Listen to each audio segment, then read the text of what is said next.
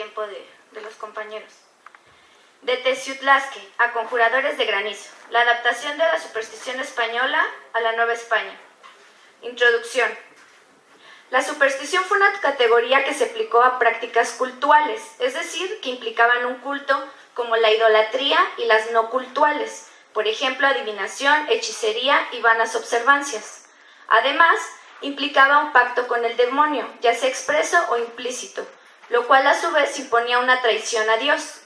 En España, el discurso antisupersticioso de la Iglesia se centró en reconocer e intentar extirpar aquellas supersticiones no cultuales, pues los teólogos reconocieron que las prácticas cultuales eran más fáciles de percibir, no así las prácticas no cultuales, por ejemplo la adivinación, hechicería, que implicaban ámbitos de acción más privados, por ejemplo, persinarse, tirar sal, cosas así que no implicaban que se hiciera una acción pública realmente peligrosa. Mientras que en la Nueva España, la búsqueda por detectar actitudes heterodoxas se centró en las prácticas cultuales, específicamente en la idolatría. Así, la manera en que frailes y curas entendieron y adaptaron las ideas que tenían sobre la superstición fue distinta. En este sentido, el objetivo de esta ponencia consiste en explicar una práctica ritual presente en España y cuyas atribuciones fueron vistas con cierta desconfianza, y la manera en la cual las autoridades eclesiásticas novohispanas intentaron ver en los rituales de los indios una práctica, si no igual, sí bastante similar a la que se conocía en la península ibérica. Con base en esto, actuaron e intentaron detener la propagación de lo que ellos consideraron una superstición. El eje central de la explicación tiene que ver con la manera en cómo las autoridades novohispanas juzgaron las prácticas de los indios para controlar la lluvia y el granizo, a partir de la manera en que las asimilaron a cuestiones ya conocidas por ellos. En este sentido, el hecho de que nombraran dichas prácticas con el mismo nombre que sus referentes ibéricas dice mucho, pues la acción de nombrar algo implica apropiarse de ese algo, asignarle un lugar en el mundo, se le dota de sentido. En suma, se le aplica una categoría conceptual.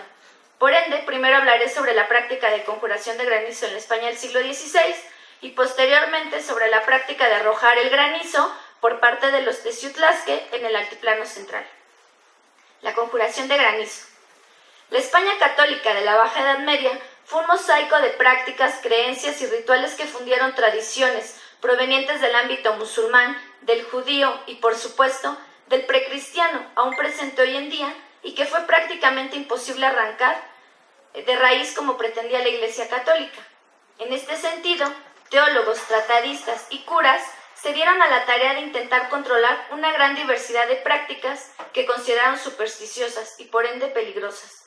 La mayoría de estas prácticas estaban relacionadas con cuestiones cotidianas, tales como la salud y la enfermedad, cosechas, las pestes, sequías, plagas, etc. De entre tantas preocupaciones, el control de tiempo atmosférico resultó fundamental para los grupos agrícolas, cuya dependencia del temporal era total, por lo cual la escasez o el exceso de lluvia podían suponer un año de hambruna. De igual forma, el granizo o pedrisco resultó ser una amenaza constante para estas sociedades. Las prácticas y estrategias en torno al control de la lluvia y el granizo en España se localizaron principalmente en el norte y este de la península ibérica. Aragón, Castilla, el País Vasco, Valladolid y Navarra son los lugares de los cuales se tiene referencia sobre la conjuración de nubes y pedrisco. Incluso hoy en día sobreviven especialistas rituales conocidos como renuberos, que siguen conjurando las nubes en estos lugares. Entre las principales prácticas llevadas a cabo por la gente en el ámbito privado se encontraban las rogativas hacia ciertos santos considerados especialistas contra las tormentas y los hielos, por ejemplo Santa Bárbara. Pero también encontramos otras prácticas que podían ser consideradas por la Iglesia como menos piadosas y más cercanas a la superstición. Por ejemplo, se ponían objetos afilados como tijeras o machetes señalando hacia las nubes. En cuanto al ámbito público, la conjuración de nubes, así como las prácticas llevadas a cabo para alejar el pedrisco o granizo, eran llevadas a cabo por los especialistas rituales aceptados por la Iglesia católica, es decir, los curas de las parroquias, quienes en su papel de intermediarios eran los únicos capaces de intervenir en este tipo de fenómenos. Varios son los casos de curas que se especializaron en la conjuración de nubes y que cobraban por dicha actividad, misma que era remunerada a través del ayuntamiento del pueblo. Según un libro de conjuros contra las tempestades y otros desastres, se explicaba a los clérigos y frailes especialistas en la conjuración de nublos cómo realizar dicha práctica. Más o menos era así. Cuando veían acercarse nubes negras, debían tañer las campanas con fuerza, puesto que se creía que su sonido las hacía alejarse. También se rezaba de rodillas el Santísimo Sacramento y se pedía e imploraba la misericordia de Dios. En algunos casos, se recomendaba al cura ponerse la estola y llevar una cruz y agua bendita al conjuratorio, para ahí hacer el conjuro, pues pero en caso de que la tempestad llegase antes, se podía hacer dicho conjuro en la puerta de la iglesia o en otro lugar. En este sentido, en varios pueblos, las iglesias parroquiales contaron con una torre adosada a dicho edificio, conocida como esconjuradero, conjuradero o conjuratorio, donde los curas realizaban las prácticas propias para alejar el pedrisco o las malas nubes, pero también ahí realizaban peticiones de lluvia. De hecho, actualmente en España hay una ruta turística para ver estas torres. Si bien existieron manuales y libros que contenían las fórmulas para conjurar las nubes y que eran aprobados por la Iglesia, también se tiene noticia de otros libros que circularon por España y que no fueron aprobados por considerarlos peligrosos, pues contenían palabras sospechosas y mentiras manifiestas. Al respecto, Martín de Arles y Andosilla, teólogo y canónigo de la Catedral de Pamplona en Navarra, encontró durante una visita a su diócesis un libro que contenía la siguiente invocación. Cito: Te conjuro, te ato por Aelim, por Olim y por Zaguán, por Elión, por Adonai, por Aleluya, por tantos, por Archabulón, por Tetragramantón, por el mar, por el mundo, por las piernas, por las tibias. Te conjuro a ti, Sabela, que posees cara de mujer y riñones de pez, que tienes la cabeza en las nubes y los pies en el mar, llevas en los brazos a los siete vientos y andas en los demonios.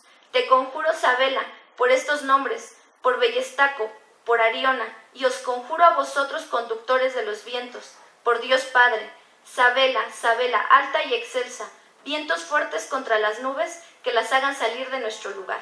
Cierro cita. Lo peligroso de esta conjuración radicaba, según el teólogo de Navarra, en mezclar cuestiones cristianas con paganas, por ejemplo, el nombre de Dios con el de Sabela, nombre asociado a una herejía que fue condenada por el Papa Dámaso en el Concilio Romano del 384. Además, esta invocación suponía un pacto con el diablo, ya que se recurría a él para conseguir un favor que en principio solo Dios podía conceder. En este sentido, para Martín de Arles, cito, la superstición es tanto peor cuando viene mezclada con obras buenas, y que debiendo ser Dios honrado, el honrado termina siendo el demonio. Cierro cita. Incluso, algunos curas fueron presa de la sospecha de superstición, pues creían que con lanzar piedras contra las nubes, éstas se alejarían. Pero hubo otros conjuradores, fuera del ámbito eclesiástico, de los cuales hace mención Pedro Ciruelo, que ya se ha nombrado en esta mesa. Este teólogo decía que estos conjuradores de nublados recorrían los pueblos de España engañando y estafando a la gente, haciéndoles creer que en las nubes estaban los diablos y que solo ellos eran capaces de arrojarlos del pueblo.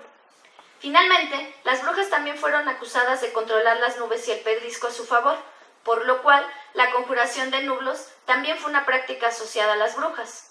Por ejemplo, el Maleus Maleficarum resalta continuamente el poder de las brujas para crear terribles tormentas de granizo y tempestades.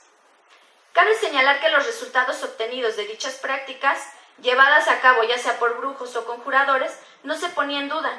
De hecho, los propios teólogos consideraban plausibles dichos efectos. Sin embargo, el problema radicaba en el camino que se había seguido para obtener tal fin.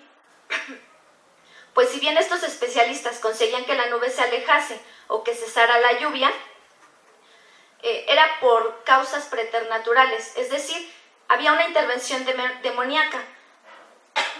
Perdón.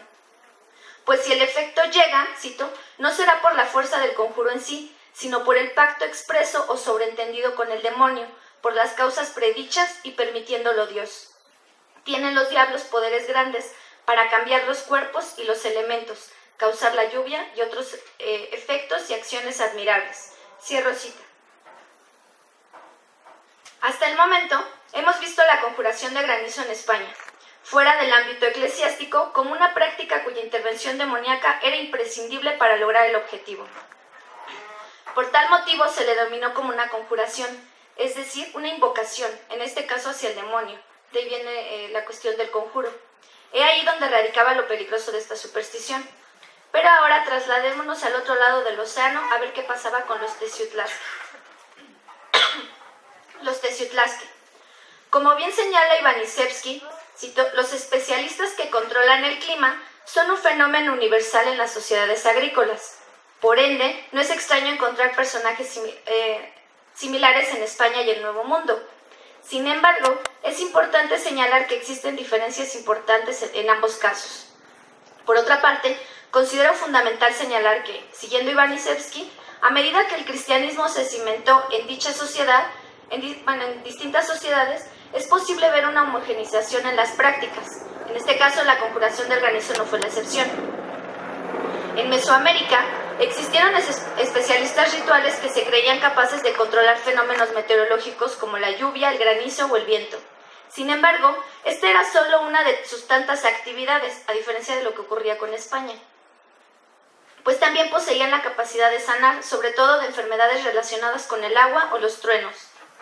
En este caso, solo me centraré en las prácticas sobre el control del tiempo meteorológico en el centro de México, específicamente las que responden a la tradición náhuatl, puesto que son los casos de los que encontré información.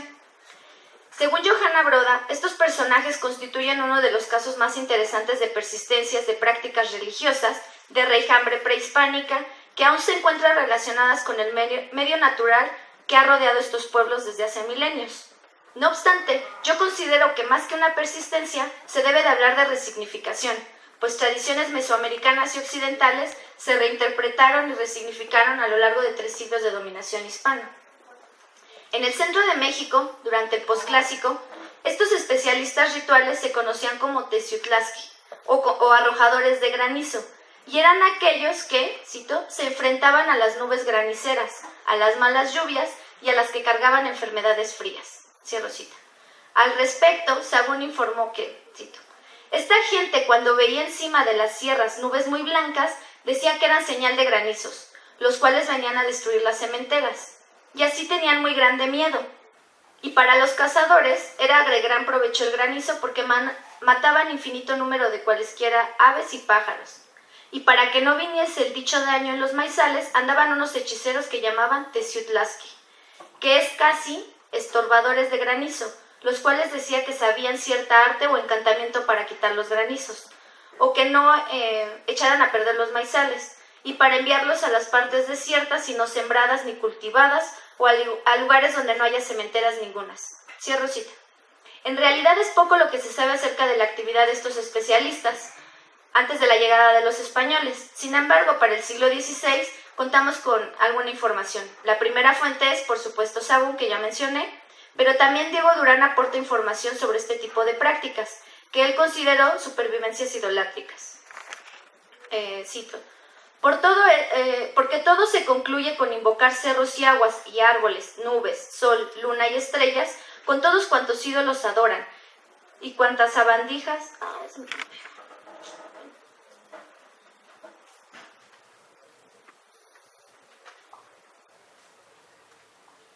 y cuantas sabandijas hay en los montes, lo cual no se ha entre ellos olvidado, porque cierto puedo afirmar que hoy en día usan de ello y de otros 1000 conjuros que tienen para conjurar nubes, aguas, cerros, granizos, tempestades, todo fundado en la idolatría y ritos antiguos, lo cual pugliera nuestro verdadero e inmenso Dios. Cierro cita.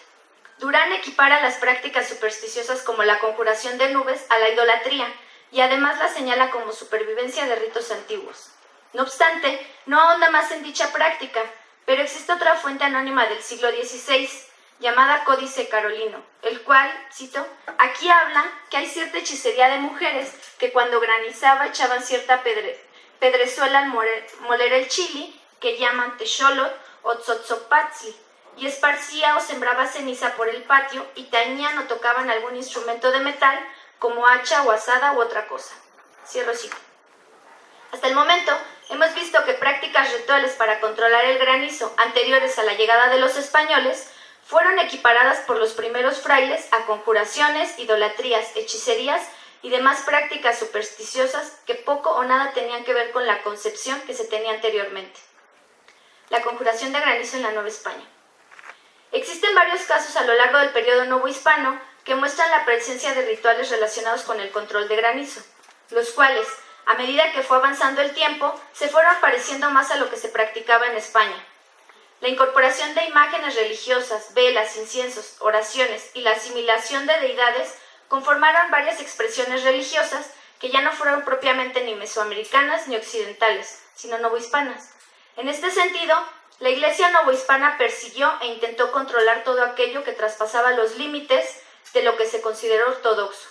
Por motivos de tiempo solo referiré un caso acaecido en el siglo XVIII, donde se ejemplifica la manera en que la Iglesia vio conjuradores de granizo, donde la población veía un Teciutlásqui. En 1769, en el pueblo de Mixquic, el cura denunció a Manuel Gutiérrez, conocido como Manuel Mixpan, por ser conjurador de granizo.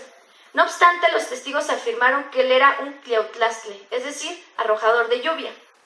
Este hombre aparecía por el pueblo solo en temporadas de lluvias y, según la denuncia, cito, le habían observado haciendo señales hacia las nubes, diciendo en mexicano ciertas palabras que no le pudieron entender, quitándose los calzones, dando vueltas sobre ellos y después mostrando deshonestamente sus carnes hacia las nubes. Cierro cita. Como se puede observar, los procedimientos distan mucho de lo que hacían los conjuradores de granizo en España.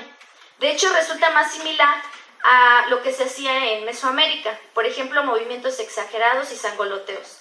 No obstante, la categoría que se aplicó para juzgar a Manuel Mixpan fue la de ser un conjurador de granizo, aunque no se le pudo comprobar ninguna conjuración, es decir, ningún pacto con el demonio, pues él lo que buscaba era hacer un bien a su comunidad. Apuntes finales. Hoy en día sabemos de la existencia de graniceros gracias a las investigaciones antropológicas y etnográficas. Sin embargo, cometemos el error de querer ver en estos especialistas rituales descendientes directos de aquellos Teciutlásque, cuando en realidad han pasado varios siglos de constantes resignificaciones y adaptaciones. Si ponemos atención, los rituales de los graniceros actuales se parecen más a los practicados por los conjuradores de granizo españoles, pues es imposible negar la incorporación, aceptación, reinterpretación y en algunos casos negaciones que los indios hicieron del catolicismo y que con el paso del tiempo permeó varias capas de la sociedad, pues convivían día a día. Y para muestra, basta decir que Manuel Mixpan, el que referí, no era indio sino mulato, pero solamente hablaba náhuatl, y que, como otros tantos especialistas rituales, también rezaba y pedía a Dios para alejar la lluvia y el granizo. Gracias.